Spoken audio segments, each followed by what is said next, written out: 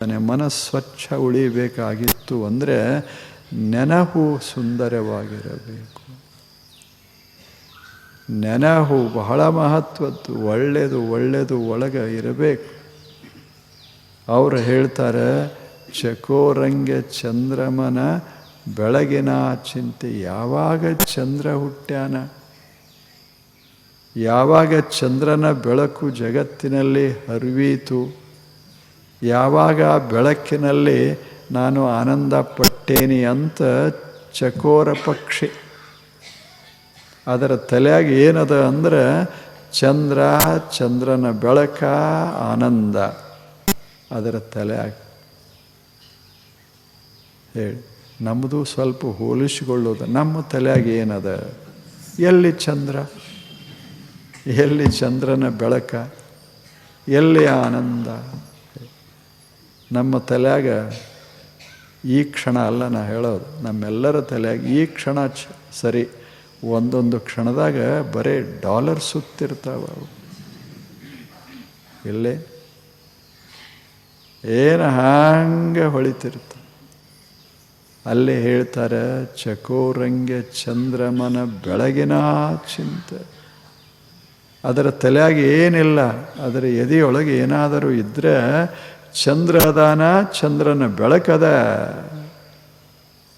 ಯಾವಾಗ ಚಂದ್ರ ಬಂದಾನ, ಯಾವಾಗ ಬೆಳಕ ಹರಿವೀತು, ಯಾವಾಗ ಬೆಳಕಿನಲ್ಲಿ ನಾನು ಆನಂದ ಪಟ್ಟೇನಿ ಅಂತ ಚಕೋರ್. ಅಂಬುಜಕ್ಕೆ ಭಾನುವಿನ ಉದಯದ ಚಿಂತೆ. ಅದು ಹೋಗಲಿ ಹಕ್ಕಿ. ಇಲ್ಲೊಂದು ಒಂದು ಮೊಗ್ಗೆ ಅರಳ್ಯದ, ಒಂದು ಮೊಗ್ಗೆ ತಯಾರಾಗ್ಯದ. ಅದಕ್ಕೇನು ಚಿಂತೆ? ಅಂಬುಜ ಅದು, ಕಮಲ ಅದು. ಅದಕ್ಕೇನು ಚಿಂತೆ? ಸೂರ್ಯ ಯಾವಾಗ ಬರ್ತಾನ. ಅಂಬುಜಕ್ಕೆ ಭಾನುವಿನ ಉದಯ. ಯಾವಾಗ ಸೂರ್ಯ ಉದಿಸ್ತಾನ, ಯಾವಾಗ ಆ ಕಿರಣಗಳನ್ನು ನಾನು ಸ್ಪರ್ಶಿಸ್ತೇನೆ, ಕಿರಣಗಳು ನನ್ನನ್ನು ಸ್ಪರ್ಶ ಮಾಡ್ತಾವ. ಯಾವಾಗ ಕಿರಣಗಳ ಮಧ್ಯದಲ್ಲಿ ನಾನು ಸ್ನಾತನಾಗ್ತೇನೆ, ಕಿರಣಗಳಿಂದ ಸ್ನಾತನಾಗ್ತೇನೆ, ಯಾವಾಗ ನನ್ನ ಮುಖ ತೆರಿತೇನೆ. ಅದಕ್ಕೆ ಅದೇ ಚಿಂತೆ. ಹೂವಿಗೆ ಹೋಗಿ ಕೇಳಿದ್ರೆ ಕಮಲಕ್ಕೆ ಅದಕ್ಕೆ ಬೇರೆ ಯಾವುದೂ ಇಲ್ಲ. ಅದರ ತಲೆಯೊಳಗೆ ಒಂದು ವೇಳೆ ಇತ್ತು ಅಂದರೆ ತಲೆಯೊಳಗೆ ಏನಿರ್ತದೆ? ಸೂರ್ಯ. ತಲೆಯಾಗ ಸೂರ್ಯೋದಯ, ತಲೆಯೊಳಗೆ ಮೊದಲನೆಯ ಕಿರಣಗಳು ತಲೆಯಲ್ಲಿ ಹೀಗೆ ಅರಳೋ. ಇದು ಅದರ ಜೀವನ. ಆ ಬಳಿಕ ಹೇಳ್ತಾರೆ, ಭ್ರಮರಂಗೆ ಪರಿಮಳದ ಬಂಡು ಉಂಬುವ ಚಿಂತೆ. ಅದಲ್ಲ, ಜೇನು ಹುಳ ಅಂತದ ಅಂತ ಇಟ್ಕೊಳ್ಳಿ. ಅದರ ಚಿಂತೆ ಯಾವುದು? ಅದರ ತಲೆಯಾಗ ಏನದ ಹೇಳಿ? ಅದ ಮಲಗಿದ್ರೇನು, ಎದ್ರೇನು, ಕನಸು ಕಂಡ್ರೇನು, ಕನಸಿನಾಗ ಯಾವಾಗರೇ ಹಿಂಗೆ ನೋಟಗಳು ಸುಳ್ದಂಗೆ ಆಗ್ತವೆ. ಅದಕ್ಕೆ ಹೇಳಿ, ಏನರೇ ಒಂದಿಷ್ಟು ಹಂಡೆ ಹಿಂಗೆ ಹತ್ತದಂಗೆ ಆಗ್ತದೇನು? ಲಾಟ್ರಿ ಟಿಕೆಟ್ ತಕ್ಕೊಂಡಂಗೆ ಏಕ್ದಮ್ ಕೋಟಿ ಸಿಕ್ಕಂಗೆ ಆಗ್ತದೇನು? ಆಗೋದಿಲ್ಲ. ಏನಾಗ್ತದೆ? ಹೂ ಅರಳದಂಗೆ, ವಾಸನೆ ಹೊರಗೆ ಹರಿದಂಗೆ, ಅದ್ರಾಗ ಮಕರಂದದ ಸವಿ ಸವದಂಗೆ, ಅದನ್ನು ಉಂಡಂಗೆ ಕನಸು ಬೀಳ್ತಾವೆ. ಎಷ್ಟು ನಾವು ಭಾಳ ಮುಂದೆ ಹೋಗ್ಯವತ್ತು ನಾವು ತಿಳ್ಕೊಂಡೇವಿ. ಬಸವಣ್ಣವ್ರು ಹೇಳ್ತಾರೆ, ಅವು ಭಾರಿ ಅದಾವ ಅಂತ.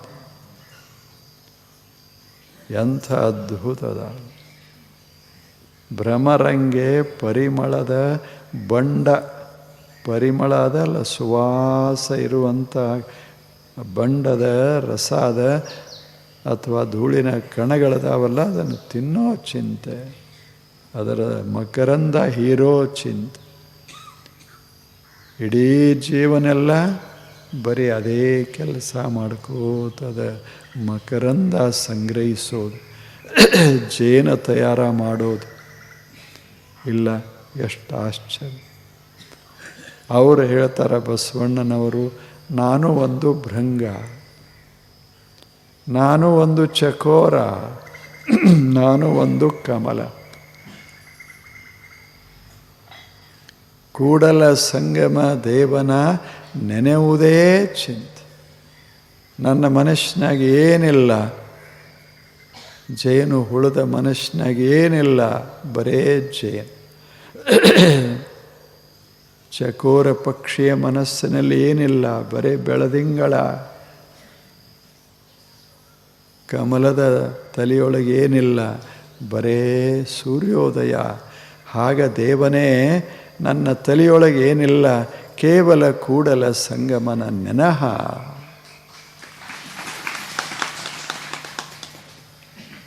ಅಂಥದ್ದು ಅವರು ಈ ಜಗತ್ತಿನ ಬಗ್ಗೆ ತಲೆ ಯಾಕೆ ಕೆಡಿಸ್ಕೋತಾರೆ? ಯಾಕೆ ಕೆಡಿಸ್ಕೋತಾರೆ? ಚಕೋರ ಏನ ಅಂಬುಜ ಹೇಳಿ, ಎಂಥ ಭ್ರಮರ, ಏನು ಬದುಕ್ತಾ ಇದ್ದಾವ. ಇದನ್ನೆಲ್ಲ ನೋಡಿ ಕಲಿಬೇಕು ಮನುಷ್ಯ. ಅವೇ ನಮಗೆ ಗುರುಗಳಿಂದ ಹೇಳುವುದಿಲ್ಲ. ದತ್ತಾತ್ರೇಯರಿಗೆ 24 ಜನ ಗುರುಗಳು. ದತ್ತಾತ್ರೇಯ 24 ಜನ ಗುರುಗಳು ಹೇಳ್ತಾರಿಲ್ಲ. ಅದರಲ್ಲಿ ಬಸವಣ್ಣನವರು ಈ 3 ಹೇಳಿದ್ದಾರೆ. ಇವರೆಲ್ಲ ನಮ್ಮ ಗುರುಗಳು, ನಮಗೆ ಕಲಿಸ್ತಾರೆ. ನಾವು ಕಲಿಬೇಕು. ಅವರು ಹೆಂಗೆ ಸ್ವಚ್ಛ ಮನಸ್ಸಿನಾಗೆಲ್ಲ ತುಂಬಿಕೊಂಡಾರ, ಸುವಾಸ ತುಂಬಿಕೊಂಡಾರ, ಮಕರಂದ ತುಂಬಿಕೊಂಡಾರ, ಇಲ್ಲೇನು ಸೂರ್ಯೋದಯ ತುಂಬಿಕೊಂಡಾರ, ಚಂದ್ರೋದಯ ತುಂಬಿಕೊಂಡಾರ. ಹಂಗೆ ನಮ್ಮ ಮನಸ್ಸಿನಲ್ಲಿ ಒಂದಿಷ್ಟು ಸುಂದರ ವಸ್ತುಗಳನ್ನು ತುಂಬಿಕೊಳ್ಳೋದಲ್ಲ, ಇದ ನೀತಿ. ಈಗೇನು ಒಳಗದ ಒಬ್ಬ ಪರದೇಶದ ಮನುಷ್ಯ ಹೇಳ್ತಾನೆ, modern man has become, is mind has become A dustbin. Dustbin ಅಂದ್ರೆ ಒಂದು ಏನೋ ಅದ್ಭುತದ ತಿಳ್ಕೊಬೇಡಿ. ಏನದು ಬಿನ್ನು, ಯಾವುದರೊಳಗೆ ಡಸ್ಟ್ ಅದ, ಅದು ಡಸ್ಟ್ ಬಿನ್ ಅಷ್ಟು. ಒಂದು ಡಬ್ಬ್ಯಾಗ ಕಸ ಅದ, ಕಸದ ಡಬ್ಬಿ, ಅದು ಇಂಗ್ಲೀಷ್ದಾಗ ಚಲೋ ಕಾಣಿಸ್ತದ. ಹಂಗೆ ಡಸ್ಟ್ ಬಿನ್. ಆಗ ನಮ್ಮ ಮನಸ್ಸು ಇತ್ತೀಚೆಗೆ ಹೆಂಗಾಗ್ಯಾವಂದ್ರೆ ಕಸದ ಡಬ್ಬಿ ಹೆಂಗಾಗ್ಯಾವ. ಕಸದ ಡಬ್ಬಿ ಅಂದ್ರೆ ಗೊತ್ತು, ಇಟ್ಟಿರ್ತಾರಲ್ಲ ಅಲ್ಲಲ್ಲೇ, ಯೂಸ್ ಮೀ ಅವು ಅಂತಿರ್ತಾವೆ. ಕಸದ ಡಬ್ಬಿ ಮ್ಯಾಗ ಬರೆದಿರ್ತಾರೆ, ಯೂಸ್ ಮೀ ಅಂದ್ರೆ ನಿಮ್ಮ ಕಸ ಎಲ್ಲ ನನ್ನೊಳಗೆ ಒಗಿರಿ ಅಂತ. ಎಷ್ಟು ಚಲೋ ಅದಾವ. ನಿಮ್ಮ ಕಸ ಎಲ್ಲ ನಮ್ಮೊಳಗೆ ಒಗಿರಿ, ಎಷ್ಟು ಚಲೋ ಇಲ್ಲ, ನಮ್ಮೊಳಗೆ ಒಗಿರಿ ಅಂತ. ನಾವು ಅದನ್ನು ಕಲ್ತೇವೆ. ಎಲ್ಲರೂ ನಿಮ್ಮ ಕಸ ನಮ್ಮೊಳಗೆ ಒಗಿರಿ. ಯಾರ್ಯಾರ ಬಗ್ಗೆ ಏನೇನು ತಲೆಯಾಗ ನಿಮ್ಮದು ಕಸ ಅದ ಎಲ್ಲ ನಮ್ಮ ತಲೆಗೆ ಒಂದಿಟ್ಟು ಹಾಕ್ರಿ. ಇಲ್ಲೇ ಎಲ್ಲ ಇವೆಲ್ಲ ಏನು, ಯಾವುದು ಒಳಗೆ ವಕ್ರ ಮನಸ್ಸನ್ನು ಸಂಕುಚಿತಗೊಳಿಸ್ತಾವಲ್ಲ, ಇವೆಲ್ಲ ಕಸಗಳೇ. ನಾವು ವಿಸ್ತಾರ ಆಗೋ ಬದಲು ಭಾಳ ಸಂಕುಚಿತ ಹಾಕೋತು ಹೊರಡ್ತೇವೆಲ್ಲ. ಇದ ಡಸ್ಟ್ ಬಿನ್. ಹಾದಿಗೆ ಹೋಗೋರೆಲ್ಲ ಒಂದಿಟ್ಟು ಒಗೆದ ಹೋಗ್ತಾರೆ. ಇಲ್ಲೇ ಅದನ್ನು ನೋಡಿದ ಕೂಡಲೇ ಏನರ ಬಗೆಬೇಕು ಅನ್ನಿಸ್ತಿರ್ತದೆ. ಹಂಗೆ ಯಾರೇ ಭೇಟಿ ಆದ್ರಂದ್ರೆ, ಈಗ ತಿರುಗಾಡಕ್ಕೆ ಹೋದಾಗ ಅದೆಲ್ಲ ಸುಮ್ಮನೆ ತಿರುಗಾಡ್ದಂದ್ರೆ ಬಜಾರ್ದಾಗ ತಿರುಗಾಡಾಗ ಯಾರೇ ಭೇಟಿ ಆದ್ರೆ ಕೇಳಿಲ್ಲೇನು, ಸುರ್ವೆ ಡಸ್ಟ್ ಬಿನ್.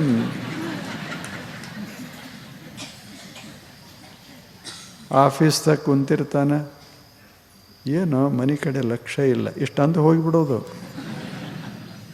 ಅಂದರೆ ಇಮಾಯಿ ಅಂತ ತಿಳ್ಕೊಬೇಕು, ಮನ್ಯಾಗ ಏನೋ ಭಯಾನಕ ನಡೆದದ ಅಂತ. ಆಗ್ತದಿಲ್ಲ ಹೇಳಿ. ಹಿಂಗೆ ಕಸ ಚೆಲ್ಲೋರು ತಮಗೆ ಬೇಡಾದದ್ದನ್ನು ಬರೋಬ್ಬರಿ ಚೆಲ್ಲ. ನಾವು ಏನಾಗಿ ಬಿಟ್ಟೇವಿ ಅಂದ್ರೆ ಯೂಸ್ ಮೀ. ನಾವೇನು ಸ್ವತಂತ್ರ ಆಗಲಿಲ್ಲ. ಒಗಿರಪ್ಪ, ಏನೇನು ಒಗಿಯೋದದ ಒಗಿರಿ ನಮ್ಮ ತಲೆಯಾಗ. ಹೌದಲ್ಲ ಹೇಳಿ.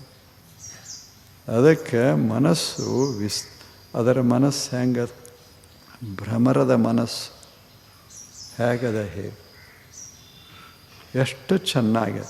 ಬರೀ ಜೇನು ಜೇನು ಜೇನು, ಬರೀ ಬೆಳಕು ಬೆಳಕು ಬೆಳಕು. ಆಗ ಬಸವಣ್ಣವ್ರು ಹೇಳ್ತಾರೆ, ನನ್ನ ತಲೆಯಾಗ ಏನೂ ಇಲ್ಲ, ಬರೇ ಕೂಡಲ ಸಂಗಮ ಕೂಡಲ ಸಂಗಮ. ಅದಕ್ಕೆ ಅವರು ಬೆಳೆದದ್ದೂ ಕೂಡಲ ಸಂಗಮ, ಕೊನೆಗೆ ಹೋಗಿದ್ದೂ ಕೂಡಲ ಸಂಗಮ, ಮರೆಯಾದದ್ದೂ ಕೂಡಲ ಸಂಗಮ.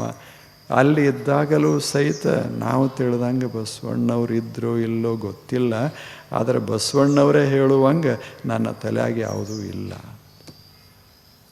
ನನ್ನ ತಲೆಯೊಳಗೆ ಇರೋದು ಬರೇ ಕೂಡಲ ಸಂಗಮ. ಎಷ್ಟು ಅದ್ಭುತದ.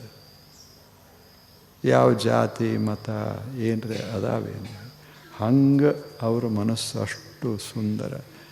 ಏನಿಲ್ಲ.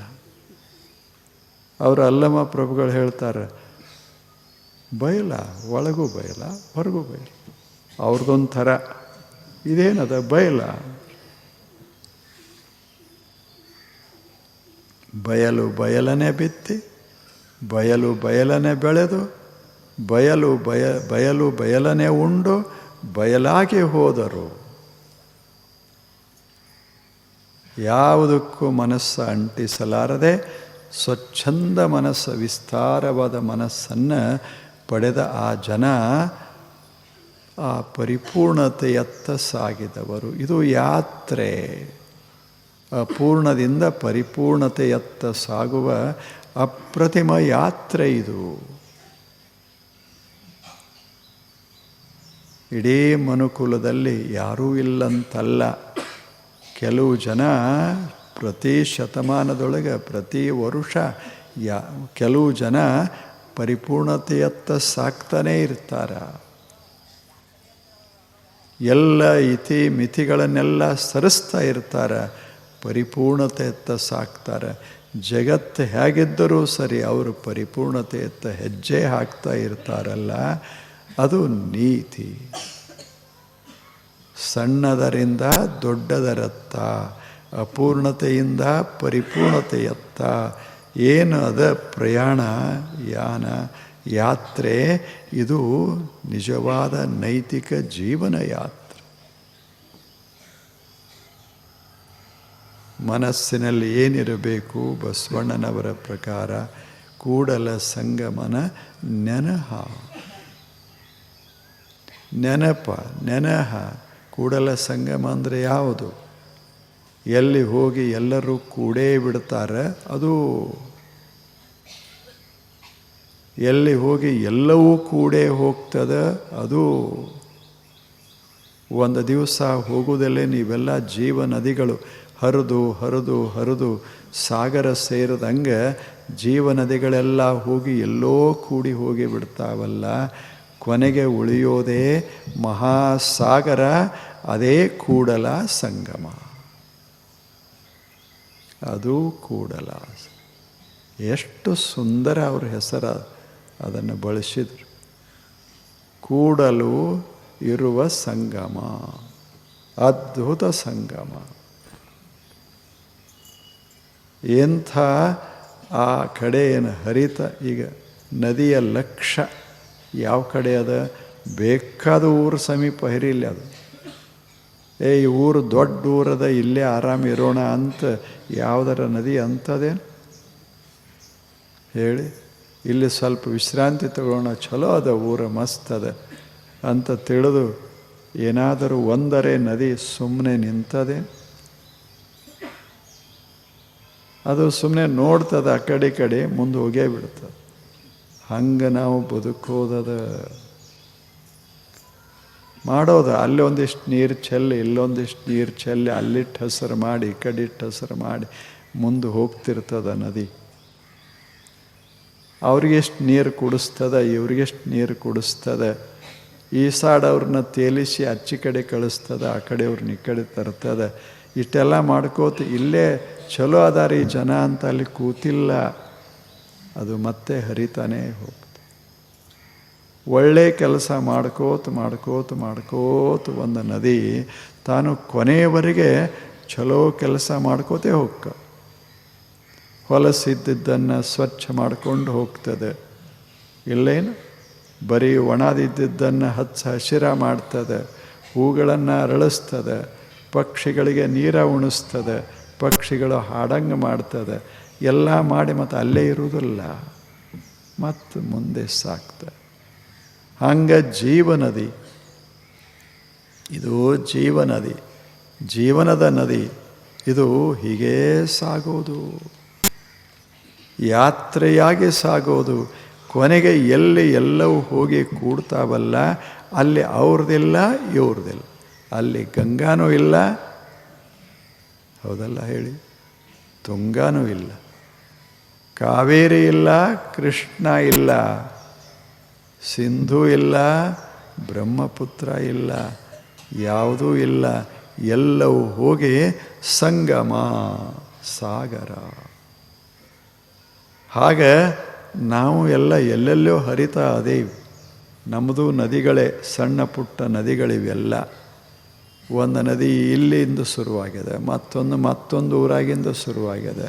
ಇವೆಲ್ಲ ಹೋಗಿ ಹೋಗಿ ಹೋಗಿ ಕೊನೆಗೆ ಎಲ್ಲಿ ಕೂಡ್ತಾವೋ ಅದೇ ಕೂಡಲ ಸಂಗಮ. ಅಲ್ಲಿ ಯಾರದಾರ? ಅಲ್ಲಿ ಯಾವುದದ ಹೇಳಿ? ಅಲ್ಲಿ ಯಾವುದಿಲ್ಲ. ಕೆಂಪಿಲ್ಲ, ಕಪ್ಪಿಲ್ಲ, ಹಳದಿ ಇಲ್ಲ, ಹಸಿರಿಲ್ಲ, ಏನಿಲ್ಲ. ಇರೋ ತಕ್ಕ ನಮ್ದು ಹೆಂಗದ? ನಾವು ಹಸಿರದವರು, ನಾವು ಕೆಂಪುದವರು, ನಾವು ಹಳದಿಯವರು, ನಾವು ನೀಲಿಯವರು. ಏನು ನಮ್ಮ ಎಲ್ಲ ಹೆಂಗೆ ಶುರುವಾಗಿದೆ? ಬಣ್ಣ ಸಹಿತ ಹಂಚಿಕೊಂಡೇವಿ. ಎಷ್ಟು ಆಶ್ಚರ್ಯದ, ಎಷ್ಟು ಆಶ್ಚರ್ಯ! ಎಲ್ಲದ ಈ ಜಗತ್ತು? ಅದ್ಭುತವಾದ ಜಗತ್ತು. ಎಲ್ಲವನ್ನ ತೆಗೆದುಹಾಕಿ ಕೊನೆಗೊಮ್ಮೆ ಕೂಡಲ ಸಂಗಮ ಅಂಥದ್ದನ್ನು ಈಗ ನೆನೆಸಿಕೋ ಅಂತ ಬಸವಣ್ಣನ. ಈಗ ನೆನೆಸಿಕೋ. ಕೂಡಲ ಸಂಗಮ ದೇವನ ನೆನೆಯುವುದೇ ಚಿಂತೆ, ನೆನೆಯುವುದೇ ಚಿಂತೆ. ಎಷ್ಟು ಚಲೋ ಹೇಳಿಲ್ಲ? ಎಂಥ ನೆನಹ! ಅದು ಬಹಳ ಮಹತ್ವದ್ದು. ಅದು ನೀತಿಯ ಬಹಳ ಮಹತ್ವದ ಅಂಗ. ಏನಿರಬೇಕು? ನಮ್ಮದು ಪ್ರಯಾಣ ಪರಿಪೂರ್ಣತೆಯತ್ತ. ಅದಕ್ಕೆ ಯಾವುದರಲ್ಲೂ ಬಹಳಷ್ಟು ಅದನ್ನು ಬಹಳ ಅಂಟಿಕೊಳ್ಳದೆ ಸಾಗೋದು, ನಮ್ಮ ಜೀವನವನ್ನು ಸಾಗಿಸೋದು. ಸ್ವಚ್ಛಾಗಿ ಇಟ್ಟುಕೊಂಡಿರು. ಏನು ಒಳ್ಳೆಯದು ಅದನೋ ಅದನ್ನೆಲ್ಲ ಒಳಗೆ ಹಾಕಿಕೊಂಡಿರೋದು. ಶುಚಿ, ಸುಂದರ, ಒಳ್ಳೆಯ ಯೋಚನೆಗಳು, ಒಳ್ಳೆಯ ವಿಚಾರಗಳು, ಒಳ್ಳೆಯ ಗುಣಗಳು, ಒಳ್ಳೆಯ ಭಾವನೆಗಳು, ಒಳ್ಳೆಯ ನೆನಹುಗಳು ಇವು ಒಳಗಿದ್ದರೆ ಪ್ರಯಾಣ ಸುಂದರ ಆಗ್ತದೆ. ಪ್ರಯಾಣ ಹೇಳಿ ಬಹಳ ಒಂದು ಇಲ್ಲ. ಇದು ಸಣ್ಣ ಗಾಡಿ ಅದಾವಲ್ಲ, 3 ಗಾಲಿಯೂ ಅದ್ರಾಗ ಜನ ಕೂಡ್ತಾರೆ, 4 ಗಾಲಿನೇ ಹಿಡೀರಿ. ಅದ್ರಾಗ ಇರೋದೇ ಈ ಕಡೆ ಒಂದು 3 ಮಂದಿ, ಈ ಕಡೆ ಒಂದು 3 ಮಂದಿ ಇಟ್ಟಿರ್ತದೆ. ಅದರಾಗ 30-40 ಜನ ಕುಂಡ್ರಿಸ್ತಾರೆ. ಏನು ಪ್ರಯಾಣದ ಸುಖ ಏನಿರ್ತದೆ? ನಮ್ಮದು ಹಂಗಾಗ್ಯದ. ನಮ್ಮದು ಇವು ತುಂಬಿ ತುಂಬಿ ತುಂಬಿ ಹಿಂಗೆ ಎಲ್ಲ ಸಾಮಾನು ಹಾಕ್ಕೊಂಡು ಇಲ್ಲಿ ಕುಂಡ್ರಕ್ಕೆ ಜಾಗ ಇಲ್ಲ. ನೋಡಿರಲ್ಲ ಈಗ ಗಾಡಿ ಒಳಗೆ ಹೊರಟವರು ಎಲ್ಲ ತುಂಬಿಕೊಂಡು ಗಾಡಿ ಮೇಲೆ ಕುಂತಿರ್ತಾರೆ. ಯಾಕೆ ಸಾಮಾನು ತುಂಬಿಬಿಟ್ಟ ಒಳಗೆಲ್ಲ. ಹಂಗೆ ನಮ್ಮ ಜೀವನ ಅಂದ್ರೆ ಬರೇ ಸಂಗ್ರಹದ ಜೀವನ. ಅದರಾಗ ನಮ್ಮ ಪ್ರಯಾಣ ಸರಿಯಾಗಿ ಸಾಗ್ತಾ ಇಲ್ಲ. ಅದಕ್ಕೆ ಆದಷ್ಟು ಹಗರ ಪ್ರಯಾಣ ಮಾಡೋದು. ಯಾವುದೇ ಅದು ಡಸ್ಟ್ಬಿನ್ ಆಗದಂಗೆ ಒಳಗೆ ನೋಡ್ಕೊಳ್ಳೋದು. ಆವಾಗ ಒಮ್ಮೆ ಝಾಡಿಸೋದು. ಅವ್ರು ಹೇಳಿದ್ದು ಹಾಕಿರೋಲ್ದಾಕ, ಇವ್ರು ಒಗೆದದ್ದು ಹಾಕಿರೋಲ್ದಾಕ. ಒಮ್ಮೆ ಅದನ್ನೆಲ್ಲ ಸುಮ್ಮನೆ ಝಾಡಿಸಿ, ಏನು ಹಾಕಿರೋಲ್ದಾಕ ಝಾಡಿಸಿಬಿಡು ಅಂತಿರ್ತಾರಲ್ಲ, ಅದ್ರಾಗ ಏನಾರೇ ಇರಲಿ ಹೋಗ್ಲಿ ಬಿಡ. ಹಂಗೆ ಎಲ್ಲ ತೆಗೆದು ಸ್ವಚ್ಛ ಮನಸ್ಸು ಪ್ರತಿ ದಿವಸ ಆಗಬೇಕಂತೆ ಸತ್ಸಂಗ ಅಂತ ಮಾಡಿದರೆ ಅಷ್ಟೆ. ಸತ್ಸಂಗ ಅಂದರೆ ಏನು? ಮುಂಜಾನೆ ತಂದು ಚೆಲ್ಲಿಬಿಡೋದು, ಸ್ವಚ್ಛ ಮಾಡಿಕೊಳ್ಳು. ಯಾವುದು ಬೇಡ, ಇದು ಬೇಡ ತಗೊಂಡು ನಮಗೇನು ಮಾಡೋದದ? ನಮ್ಮ ಉದ್ದೇಶ ಏನು ಅಂದರೆ ಹರಿಯೋದು, ಮುಂದೆ ಸಾಗೋದು, ಕೊನೆಗೆ ಸಂಗಮದಲ್ಲಿ ಬೆರೆಯೋದು. ಇದು ಉದ್ದೇಶ. ಇದನ್ನೇ ಋಷಿಗಳು ಎಷ್ಟು ಅದ್ಭುತವಾಗಿ ಹೇಳಿದರು. ಜೀವನದಿ ಇದು, ಬ್ರಹ್ಮಸಾಗರ. ಏನು ಅದ್ಭುತ ಮಾತುಗಳನ್ನು ಭಾರತೀಯ ಋಷಿಗಳು, ಅದ್ಭುತ ವ್ಯಕ್ತಿಗಳು. ದನ ಕಾಯೋರು ಮತ್ತೆ ಅವರೇನು ವಿಮಾನದಾಗ ಹಾರಾಡ್ತಿದ್ದಿಲ್ಲ, ಇಲ್ಲೇ ದನ ಕಾಯ್ಕೊಂಡಿದ್ದವರು ಏನು ಮಾತುಗಳನ್ನು ಹೇಳ್ತಾರೆ, ಏನು ಹಾಡುಗಳನ್ನು ಹಾಡ್ತಾರೆ, ಎಂಥ ವಿಚಾರಗಳು. ಅದನ್ನೆಲ್ಲ ನೋಡಿದರೆ ಭಾರತ ನಿಜವಾಗಿಯೂ ಭಾರತ. ಇಂಥ ಈ ವಿಧಾನದಲ್ಲ ಜೀವನ ವಿಧಾನ, ಇದು ನೀತಿ. ಏನು ನೀತಿ? ನಮ್ಮದು ನೆನಪಿರಬೇಕು, ಏನು ಪರಿಪೂರ್ಣತೆಯತ್ತ ನಮಗೆ ಸಾಗೋದದ. ಅದಕ್ಕೆ ಮನಸ್ಸಿನಲ್ಲಿ ಏನೇನು ಇಡಬೇಕು, ಸ್ವಚ್ಛ ಸುಂದರ ವಸ್ತುಗಳನ್ನು ಇಡೋದು. ಯಾವ ವಸ್ತುವನ್ನು ನೋಡಿದರೆ, ಯಾವ ವಿಚಾರವನ್ನು ಕೇಳಿದರೆ ಆನಂದ ಆಗ್ತದೆ, ಅಷ್ಟೇ ಒಳಗೆ ಹಾಕಿಕೊಂಡಿರೋದು. ಉಪಯೋಗ ಆಗುವಂಥದ್ದು ಹಾಕಿಕೊಂಡಿರೋದು. ಯಾವುದೋ ನಿರುಪಯೋಗ ಅಂತ ನಮಗೆ ಅನಿಸ್ತದೆ, ನಮ್ಮ ಜೀವನಕ್ಕೆ ಬಾಧೆ ಕೊಡ್ತದೆ, ಅದನ್ನು ತೆಗೆದು ಡಸ್ಟ್ಬಿನ್ನದಾಗ ಹಾಕೋದು. ಹೊರಗಿನ ಡಸ್ಟ್ಬಿನ್, ಒಳಗಿಂದಲ್ಲ, ಅಲ್ಲಿ ಹಾಕೋದು. ಯಾರರೇ ನಾನು ಈ ಡಸ್ಟ್ಬಿನ್ದಾಗ ಇಷ್ಟು ಹಾಕಿದ್ದೇನೆ ಅಂತ ಯಾರರೇ ಬರೆದಾರೇನು ತಮ್ಮ ಡೈರಿಯೊಳಗೆ? ನಾನು ಮೊನ್ನೆ ವಿಜಾಪುರದಾಗ ಹೋಗ್ತಿದ್ದೆ, ಇಂಥ ಡಸ್ಟ್ಬಿನ್ದಾಗ ಇಷ್ಟು ಕಸ ಹಾಕೇನಿ ಅಂತೇನ್ರಿ ಬರೆದಾರೇನು ಹೇಳಿ? ಕಸ ಅದು ನೆನಪ ಉಳಿಬಾರ್ದು, ಹಂಗೆ ಚೆಲ್ಲೋದು. ಅದಕ್ಕೆ ಕಸ ಅಂತಾರೆ. ಅದರದ್ದು ರೆಕಾರ್ಡ್ ಯಾರು ಇಡುವುದಿಲ್ಲ. ಅದರಾಗ ಯಾರೇ ಬಹುಮಾನ ಕೊಟ್ಟಾರೇನು, ಇವ ಹೆಚ್ಚು ಕಸ ಹಾಕಿದ್ದಾನೆ ಕೊಟ್ಟಾರೆ, ಅದನ್ನು ಮರೆತು ಬಿಡ್ತೀವಿ ನಾವು. ಅದು ನಮ್ಮ ತಲೆಯಾಗಿರೋದೆ. ಹಾಗೆ ನಾವು ಬಾಳೋದದ, ಬದುಕೋದದ. ತಲೆಯಾಗಿನ ಕಸ ಎಲ್ಲ ಹೊರಗೆ ಚೆಲ್ಲಿ ಅವಾಗ ಒಮ್ಮೆ ಇವಾಗ ಒಮ್ಮೆ, ದಿವಸದಾಗ ಒಮ್ಮೆ. ಅದಕ್ಕೆ ಸತ್ಸಂಗ ಅಂತ ಮಾಡಿದರು. ಸತ್ಸಂಗ ಅಂದರೆ ಏನೂ ಅಲ್ಲ, ಸುಮ್ಮನೆ ಚೆಲ್ಲಿಬಿಡೋದು. ಹೊಸದು ಕೂಡಲ ಸಂಗಮ ದೇವನ ನೆನೆಯುವುದೇ ಚಿಂತೆ ಅಂದ ಕೂಡಲೇ ಮತ್ತೆ ಚಿಂತೆ ಮಾಡೋದಲ್ಲ. ಚಿಂತನೆ ಅಂದರೆ ನೆನಪ ಮಾಡಿಕೊಳ್ಳೋದು. ನೆನೆಯುವುದೇ ನನಗೆ ಸಂತೋಷವನ್ನು ಕೊಡ್ತದೆ. ಹಾಗೆ ಇದು ನೀತಿ, ಚಲೋದನ್ನು ಒಳಗೆ ಹಾಕಿಕೊಂಡಿರೋದು.